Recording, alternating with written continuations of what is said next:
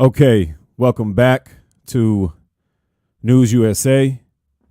It is January 11th, 2021. And as you can see on the screen here, we're going to be talking about what's going on with President Trump and this whole situation that we had on January 6th during what was supposed to be a peaceful certification of the electoral vote.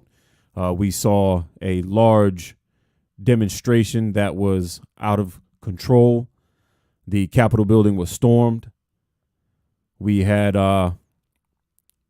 Congress members, lawmakers removed from the floor and locked into rooms or whatnot, and pretty much had to do what they could to try to stay safe against a mob. Now, we were kind of expecting this to happen, where we would see Democrats try to go ahead and move forward with articles of impeachment against the president. And that day is upon us. It has happened today. Earlier in the day, they formally introduced their resolution to impeach President Trump. They're charging him with incitement of insurrection for his role in that whole situation, where he was pretty much stoking the flames and trying to get as many people as he could to march or descend on the Capitol building to quote unquote support his Republican constituents who were supposed to be working on his behalf to object against certifying the vote in favor of Joe Biden. As we know, things didn't go too well. There were several lives lost, 5, if I'm not mistaken, the last time I checked. And one was a Capitol police officer, in which the details have come out that police officer was bashed in the head with a fire extinguisher, and that is how he was killed. Another woman we know of was shot in the neck while trying to enter the Capitol building. From the videos that it showed, she was trying to jump through what appeared to be a door. The window was busted out of a door, and she was jumping through it and was shot on her way in, trying to enter the whatever area that they were trying to get into. So several deaths. Other people, I think one person was trampled. Several deaths. And this was horrible. It's terrible that this is where we are in the United States of America. I don't believe that we should be here. I don't believe that we should be taking things to this extent over President Trump not wanting to concede the election or live to fight another day. He can still run again. Sure, he's an older gentleman, but he can run again. It's not as if his ability to hold office is impossible. He can hold office again. You get 2 terms. So why it has to be congruent, I don't know what the big deal is or why this is causing such a problem. It's not over for him, or at least at one point it wasn't. The way that things are looking right now, it possibly could be. We're seeing growing support from not only the Democratic side of the aisle, but there are several Republicans who are also supporting his removal from office. But at the same time, you still have several, if not the majority of Republicans who are opposing this. Now, more than likely, what's going to happen is all they need is a simple majority in the House, and majority, I think they already have what they need to go ahead and impeach President Trump. So what's probably going to happen is they're going to go ahead and impeach him over there in the House. There's a little bit of conflict in the House whether or not they should send it up to the Senate right now or if they should wait until later on. They don't want to interfere with President-elect Biden's first 100 days and his policies and things that he needs to get into place. So there's a little bit of conflict right now as to what they should do. Now, either if they send it up to the Senate right now, which it would be hard to do because they have to. The Senate is in recess right now. The Senate, they're not supposed to reconvene, I believe, until the 19th, and that's the day before the inauguration. So there would have to be, I think, every single one of the senators, all 100 of them, have to agree to come back to the Senate and to, start an impeachment trial, which is probably not going to pass to begin with in the Senate. It's only probably going to make any headway in the House. So this is more so of just, I've said this before, I believe this is more so of just a stain on Trump's legacy. I think they're going to put into the legislation that they wanted in there that he won't be able to run for president again. I think that's the main thing that they're trying to get past, that they don't want him to be able to run for president again. They want to make sure that he's disqualified from a potential run in 2024. And pretty much, I believe, if I'm not mistaken, just a simple majority of the Senate is needed to disqualify him from President Trump from holding future office. I don't believe that needs 2/3 of the vote. In order for him to be removed, we would need 2/3 of the vote for him to be removed, which he'll already be removed if they don't come back and reconvene. This will all be taking place after the 20th. So it's kind of a tricky spot. It's kind of a tricky situation. And this is why there's a lot of people saying that it's not even worth it. It's not necessary. They shouldn't be even doing this I think we're down to 9-10 days left before he is set to leave office. So it's causing some back and forth between Republicans and Democrats as far as within their own parties. There's Democrats who are saying, nah, we probably shouldn't do this. There's some that saying we should. Same on the Republican side. There's calls on the Republican side for him to be removed from office. And there's more calls on the Republican side for him to be left alone. As of right now, Vice President Pence, he hasn't really said anything. From what I was seeing before, I think the 60 Minutes interview with Pelosi, she made a call to try to get Pence to invoke this 25th Amendment, and he hasn't responded. And if I'm not mistaken, she says that she was on hold waiting for him to pick up the phone, and he never came to the phone. That's kind of rude, but hey, it is what it is. But Pence, as of right now, is pretty much done with Trump, and I believe it's vice versa. Trump is done with Pence as well. From reporting from insiders, they were saying that Pence is livid with Trump and him turning on him and pretty much invoking, a mob of domestic terrorists to try to come after him. And that is exactly what was happening. If you guys have been watching or following along, there's actual video out there of the crowd or the mob, a significant portion of them chanting "Hang Pence."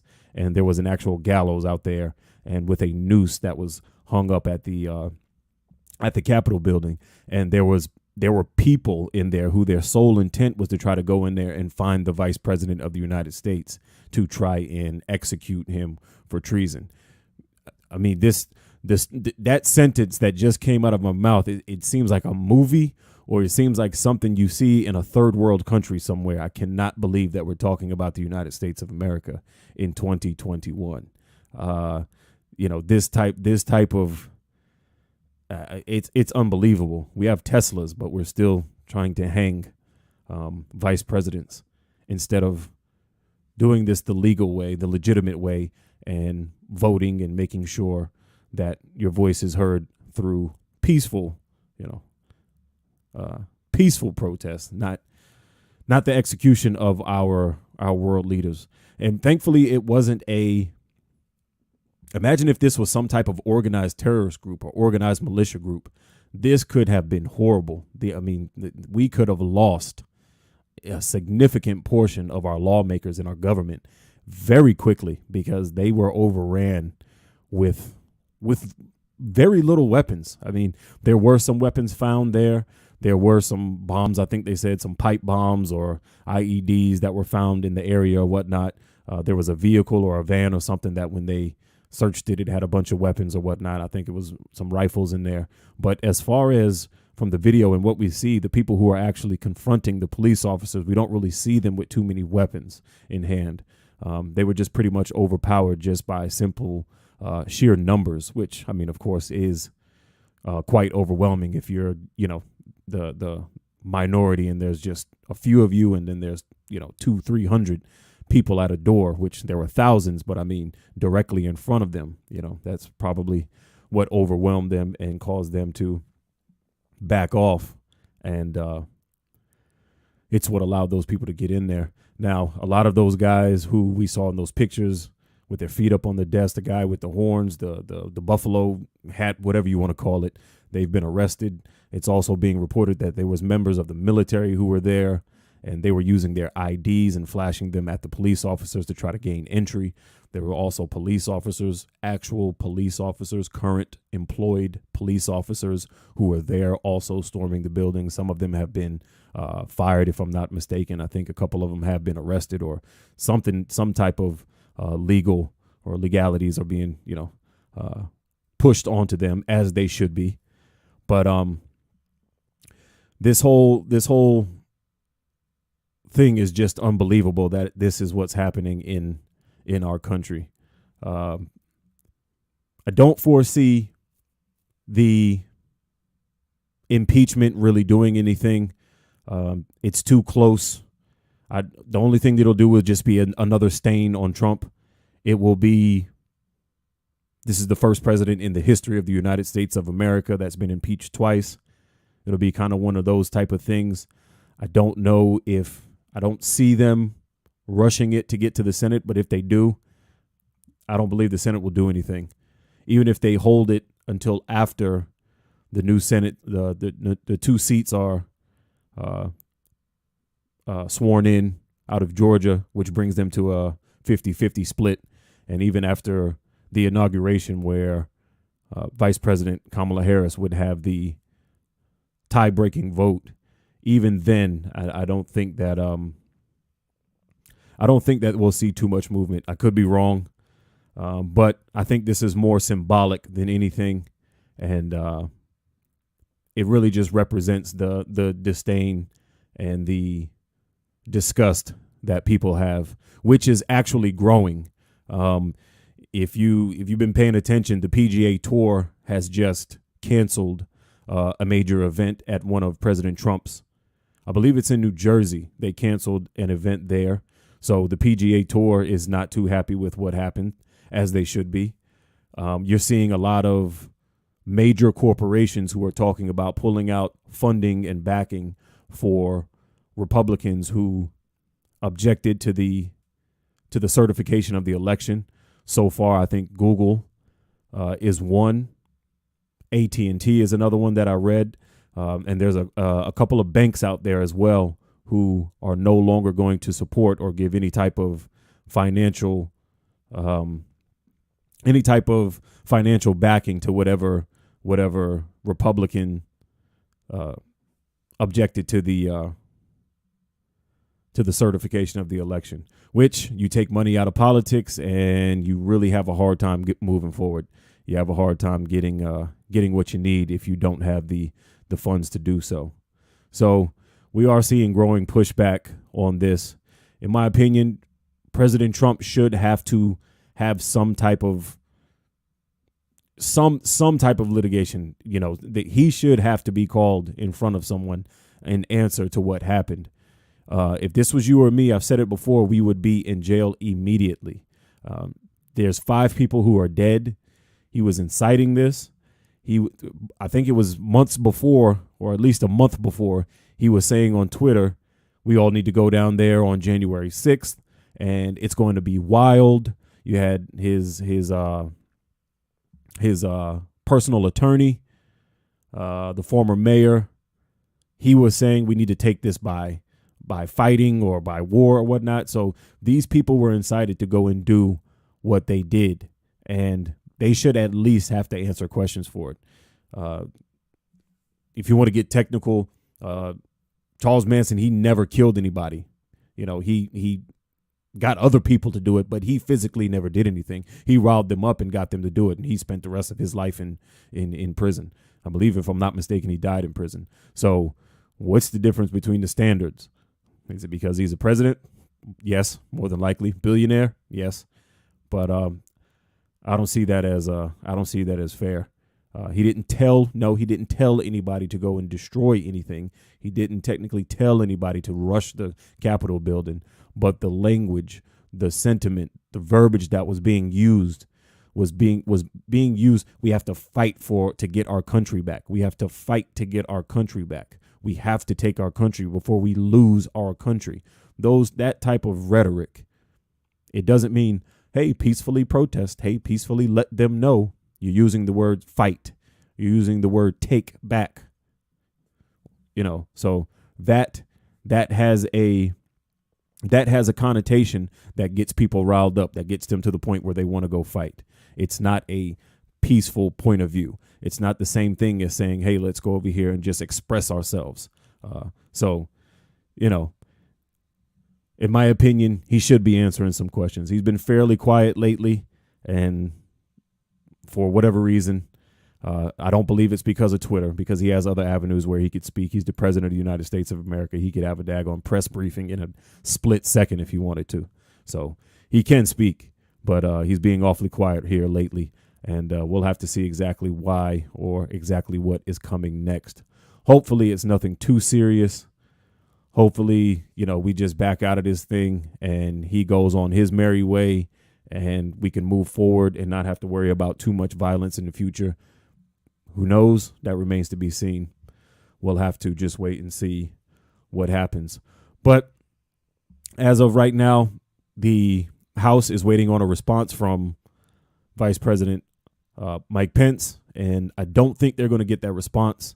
I think they're going to vote on it tomorrow afternoon is what they said, Tuesday the 12th, and then Wednesday is when they are going to go ahead and push for the impeachment vote.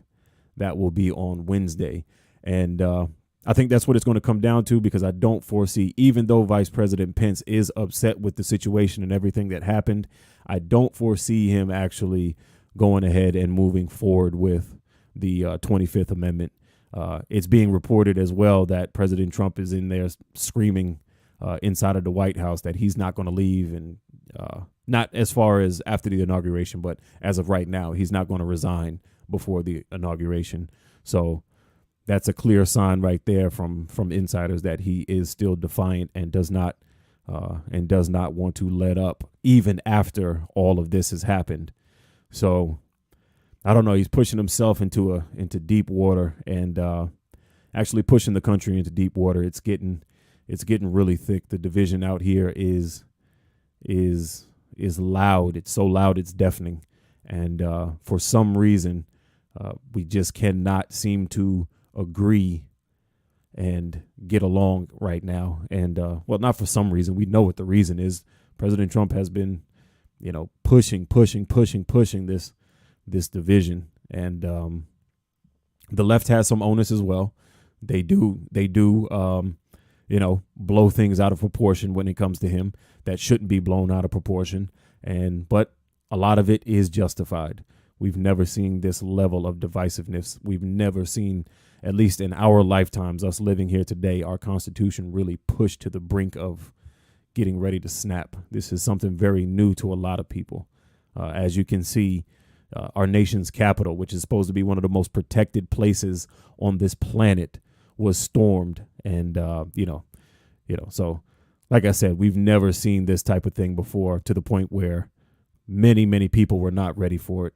And including some of the people who hold the highest offices in the land. And a lot of people are shaken up. A lot of people are hurt by what happened. And like I said, hopefully we could just move forward. So just wanted to stop in. I did this one just to go over some of the things that were happening and give some thoughts. Everybody who stops by, everybody who supports the channel, I really appreciate it. Thank you very much. And make sure you always, subscribe, check out, look out for the channel, hit the notification bell. That way, when we are live, and you can join in, and you can speak back and forth and give your opinions and give your thoughts. We do take calls here on the show. So appreciate everybody who stops by. Thank you very much. Stay tuned to News USA.